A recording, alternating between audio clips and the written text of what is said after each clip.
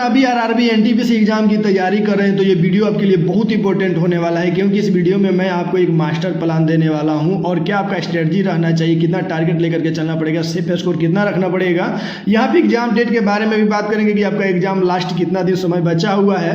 मैं भी रेलवे में जॉब कर रहा हूँ, खैर मैंने कैसे एनटीपीसी का एग्जाम दिया था और कैसे मैंने क्या तैयारी किया था, बहुत सारी चीज़ें यहाँ पे बात करेंगे। फिलहाल अभी देखते हैं, आप सभी जानते हैं कि सिलेबस में मैथ में 30 नंबर, रीजनिंग में 30 और जीके करंट अफेयर मिला करके 40 क्वेश्चन पूछे जाते हैं। ठीक है, यहाँ पे थोड़ा सा फोकस आपको करना पड़ेगा, कैलकुलेशन बेस्ड क्वेश्चन आते हैं। और कैलकुलेशन में मैं बताऊं तो मैथ में आपको डेली मैं बोला था कि 100 क्वेश्चन का आप डेली बनाइए 2 घंटे में। ठीक है, आराम से बनाइए, जितना बन रहा है, नहीं बन रहा है तो उसका सॉल्यूशन देखिए बुक में, कहीं से आप हेल्प लीजिए, ऑनलाइन वीडियो देखिए, किसी टीचर से पूछिए, किसी ग्रुप में ज्वाइन कर लीजिए। ठीक है, आप पर डे 2 घंटा का टाइम लेके 100 क्वेश्चन का प्रैक्टिस कीजिए मैथ का। Every chapter, every topic type wise यहाँ से क्वेश्चन आपको डेली 100 क्वेश्चन बनाना है। 100 क्वेश्चन आप जब डेली बनाएंगे तो 2 घंटा में आप कंप्लीट करेंगे तो 1 महीना में आप लगभग 3000 क्वेश्चन कंप्लीट करते हैं। तो आप डेली 100 क्वेश्चन का टारगेट लेकर के चलिए, क्योंकि ये तैयारी आपको रिवीजन आपके कैलकुलेशन को स्ट्रॉन्ग करेगा, क्योंकि आपका कैलकुलेशन ही मेन रहता है मैथ में और कुछ नहीं रहता है। ठीक है,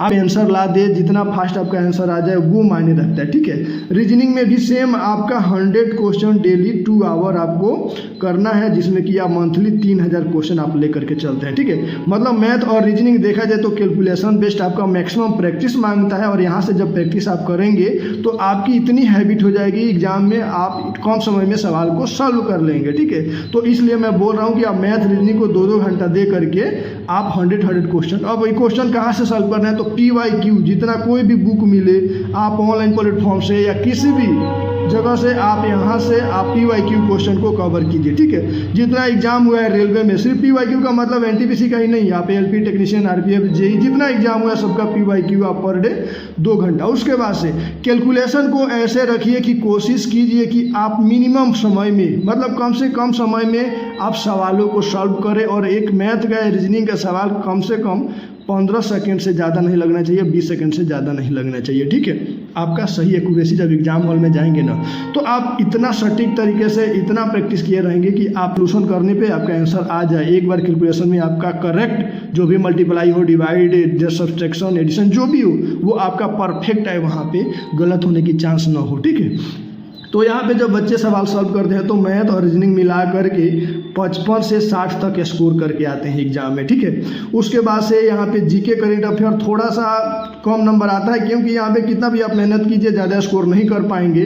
हालांकि जो बच्चे बीपीएससी का और भी एग्जाम की तैयारी किए रहते हैं उनकी जीके बहुत अच्छी रहती है, तो यहाँ से भी वो 25 से 30 क्वेश्चन बना लेते हैं। और इसके लिए क्या आपका है, डेली रिवीजन करना है, आपको पढ़ना है, डिस्कशन करना है, क्यूज करना है, ऑब्जेक्टिव लगाना है, टॉपिक वाइज, चैप्टर वाइज आपको डेली यहाँ से करंट अफेयर का आप अपडेट रखिए। डेली 1 घंटा ले लीजिए। जीके के लिए डेली आप 2 घंटा चैप्टर वाइज यहाँ पे आप बनाइए। 2 घंटा का मतलब आपका हो गया कि आप यहाँ पे क्या करेंगे, ऑब्जेक्टिव बनाएंगे, उसके बाद से आप वहाँ पे जो भी सब्जेक्टिव है उसको पढ़ेंगे। ठीक है, तो जीके के लिए कुछ खास मतलब ये नहीं रहता है, आप जीके मतलब याद करना है आपको, जैसे आप याद कीजिए, डिस्कशन कीजिए, वहाँ पे ऑब्जेक्टिव लगाइए, ऑफलाइन ऑनलाइन जैसे आप जीके को कंप्लीट कीजिए। ठीक है, आपका सेफ स्कोर कितना रखना पड़ेगा, कितना टारगेट लेकर के चलना पड़ेगा, तो मैं मैथ में जैसे कि बोला कि 30 मैथ है, 30 रीजनिंग है, तो आपको 55 यहाँ से स्कोर लेकर के चलना पड़ेगा। ठीक है, 55 के बाद से यहाँ पे आप कम से कम 25 या 30, तो यहाँ पे हम 25 ही जोड़ लेते हैं मिनिमम। ठीक है,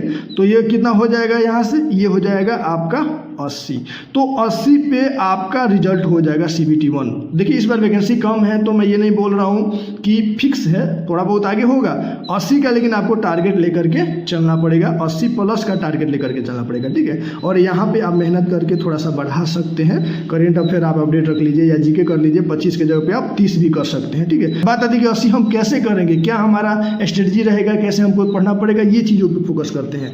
सबसे पहले मैं बोला कि अभी तक आपका सिलेबस 80% कंप्लीट हो जाना चाहिए, या बहुत सारे बच्चे जो 100% कंप्लीट कर लिए हैं, और ऐसे बच्चे हैं जो एनटीपीसी फॉर्म भर के फिर तैयारी शुरू करते हैं, उनकी तैयारी पीछे कुछ नहीं रहती है, या बाकी किसी और एग्जाम की तैयारी किए रहते हैं। लेकिन बहुत सारे ऐसे हैं जो ऑलरेडी उनकी तैयारी मतलब हो चुकी है, वो पढ़ चुके हैं, पूरा कंप्लीट कर चुके हैं, अब उनको सिर्फ रिवीजन करना है। तो वो लोग आपके लिए डेंजर साबित होंगे जिनकी तैयारी ऑलरेडी कंप्लीट है और वो सिर्फ रिवीजन कर रहे हैं तो उनके लिए आप मतलब सोचिए कि आपका फिर वहाँ पे कोई मतलब ही नहीं है। इसलिए आपका अभी तक सिलेबस कंप्लीट हो जाना चाहिए। कंप्लीट होने के बाद से आपको कंटिन्यू मॉक टेस्ट लगाना है। मॉक टेस्ट का आपको एनालिसिस करना है, मैं यहाँ पे पूरा बात बताने वाला हूँ, ठीक है। एक नेक्स्ट वीडियो लेकर के आऊँगा जिसमें मैथ के जो इंपोर्टेंट चैप्टर है, आप देखिए अभी मैथ में किस टाइप के क्वेश्चन पूछ रहा है, रीजनिंग में कैसे पूछ रहा है, वो सब मैं बताऊँगा, ठीक है। अभी सिलेबस में बोला कि कंप्लीट होना चाहिए। रिवीजन को लेकर के मैं आपको बोला कि जितना पढ़िए, जैसे मॉर्निंग में आपने कोई चैप्टर पढ़ा, इवनिंग में उसका रिवीजन सिर्फ कीजिए। मैं बोलता हूँ मॉर्निंग में नया चैप्टर पढ़िए, चैप्टर जो भी पढ़िए, इवनिंग में उसका सिर्फ रिवीजन का टाइम रखिए। इवनिंग में उसको शुरू से लेकर के लास्ट तक सभी सब्जेक्ट का, मैथ का, रीजनिंग का, जीके का, ये तीनों का इवनिंग में रिवीजन का टाइम रखिए, ठीक है। इस समय आप रिवीजन कीजिए और मॉर्निंग में 6 घंटा, 4 घंटा, 5 घंटा जो भी टाइम मिले आप उसको तैयारी कीजिए। रात में सोते वक्त जीके का पढ़िए, जीके का रिवीजन कीजिए, जीके को पढ़िए, ठीक है। और बाकी शाम को मैथ रीडिंग बनाइए। मॉक टेस्ट दिन में लगा लीजिए, जब भी टाइम मिले मॉक टेस्ट का एनालिसिस कीजिए, ठीक है। तो रिवीजन आप जितना पढ़िए, रिवीजन के लिए आप ऑब्जेक्टिव लगा सकते हैं, आप क्यूज कर सकते हैं, आप डिस्कशन कर सकते हैं, बस इसके माध्यम से आप रिवीजन कर सकते हैं। मॉक टेस्ट आपको डेली 1 से 2 लगाना है। आप 1 भी लगा सकते हैं, 2 भी लगा सकते हैं, लेकिन मॉक टेस्ट आपको डेली लगाना है। और मॉक टेस्ट ऐसे लगाना है कि आपका मार्क्स जो भी आ रहा है उसको इवेल्युएट करना है, ठीक है। इवेल्युएट कैसे करना है, क्यों गलत हो रहा है, कहाँ पे गलत हो रहा है, क्यों नेगेटिव हुआ, मेरा क्या प्रॉब्लम है, कहाँ से कंप्लीट करना है, क्या चीज़ें देखना है, मेरा क्या वीक है, क्या रिवीजन करना है, मतलब सब चीज़ आपको उसको एक एक चीज़ को, एक एक पॉइंट को नोट करके आपको आगे बढ़ना है और उस चीज़ों को लेकर के आपको चलना है, ठीक है। तो ये एनालिसिस कैसे करना है आपको मैं बता रहा हूँ कि जैसे जो ऑप्शन आते हैं, आप जब क्वेश्चन बनाते हैं आपके पास जो 4 ऑप्शन आते हैं और 4 में से जहाँ पे लगे कि ये मेरा डाउट वाला ऑप्शन है उसको जाकर के क्लियर कर लीजिए, ठीक है। उसको क्लियर कर लेना है, क्लियर करना है उसको। और क्लियर ऐसे करना है ताकि वो दोबारा डाउट ना हो, उस पर दोबारा मतलब प्रॉब्लम ना हो। आपको एनालिसिस करके आपको 100 क्वेश्चन में अगर आप लगाते हैं टेस्ट, तो 100 में अगर मान लीजिए कि आपका 60 सही हो रहा है, 70 सही हो रहा है, ठीक है। तो यहाँ पे 30 क्यों गलत हो रहा है, 70 सही हो रहा है तो 30 क्यों गलत हो रहा है, 30 के जा करके टॉपिक को कंप्लीट कीजिए, उस चैप्टर को कंप्लीट कीजिए। क्यों गलत हो रहा है, क्या कैलकुलेशन की गड़बड़ है, क्या वहाँ पे रिवीजन की गड़बड़ है, क्या वहाँ पे मुझे पता नहीं है, मतलब क्यों, या सिली मिस्टेक है, क्या चीज़ है कि जिसके चलते इतना 30 क्वेश्चन गलत हो गया या 40 क्वेश्चन गलत हो गया, उसको जा करके वहाँ पे कंप्लीट करना है, ठीक है। तो ये चीज़ें एक एक चीज़ बारीकी से देखिए, इत्मीनान से तैयारी कीजिए मेरे दोस्त। एनटीपीसी की तैयारी थोड़ा अच्छी खासी करनी पड़ेगी क्योंकि यहाँ पे लेवल 6 का, लेवल 5 जो भी आपका है, अच्छा खासा वहाँ पे क्वेश्चन पूछे जाते हैं, अच्छे खासे। आपको डेली कंटिन्यू आपको तैयारी रखना है। मतलब ऐसा नहीं कि चलो आज पढ़ लिया 2 दिन रुक जाता हूँ या छोड़ देता हूँ, ऐसा नहीं। कंटिन्यू डेली बेसिस पर 2 घंटा में बोला मैथ, यहाँ पे मैथ 2 घंटा में बोला आपका रीजनिंग, ठीक है।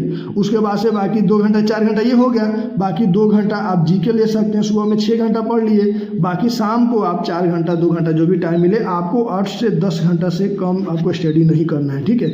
Math, reasoning, GK, current affair, ये 3 सब्जेक्ट है ना। करंट अफेयर क्या है ना कि आप कहीं रहिए, एक बार देखते रहिए मोबाइल में, किसी चैनल को सब्सक्राइब कर लीजिए जो करंट अफेयर डेली अपडेट कराए, ठीक है। 2 घंटा मतलब टेस्ट उस्ट लगा लिए, एनालिसिस कर लिए, शाम को फिर आप उसका रिवीजन कर लिए। तो ये चीज़ें आपको कंटिन्यू रखना पड़ेगा, डेली बेसिस पे रखना पड़ेगा, बहुत मेहनत करना पड़ता है। ऐसा नहीं चलो ठीक है हो गया, आज पढ़ा कल छोड़ दिया हो गया, ऐसा नहीं होता है, ठीक है। आपको डेली बेसिस पे 2-2 घंटा में बोला, 2 घंटा में 100 मैथ बनाइए, 2 घंटा में 100 रीजनिंग बनाइए, 2 घंटा में जीके का रिवीजन कीजिए। मैथ आप देख कर बनाइए। अगर आपको लग रहा है मेरा मैथ वीक है, डाउट हो रहा है, नहीं बन रहा है, तो आप उसका सोल्यूशन देखिए, फिर उस सवाल को बनाइए, फिर 2 बार 4 बार 5 बार 10-10 बार बनाइए, ठीक है। ऐसे बनते हैं सवाल, ऐसे मैथ बनाना ऐसे ईजी हो जाएगा आपका कैलकुलेशन, ठीक है। उसको आपको तेज कर लेना है, ठीक है दोस्त। मैं अभी लगातार आपको एनटीपीसी को लेकर के गाइडेंस दूंगा, लगातार अभी मैं वीडियो आपको देने वाला हूँ एनटीपीसी को लेकर के। मैं आपको बता दूं कि मैं ऑलरेडी लेवल 5 में हूँ, लेवल 6 की वैकेंसी आई है, तो मैं ठीक है अभी लेवल 6 भी हो जाएगा, लेकिन कोई बड़ी बात नहीं है। आप एनटीपीसी के थ्रू आइए, रेलवे में आपका स्वागत है, लेकिन तैयारी आपको बहुत बेहतर करनी पड़ेगी, बहुत अच्छी तैयारी रखनी पड़ेगी, ठीक है। और उसके लिए आपको ये सब चीज़ें, ये सब स्ट्रेटजी अपनाना पड़ेगा और बहुत अच्छे से तैयारी करना पड़ेगा, ठीक है।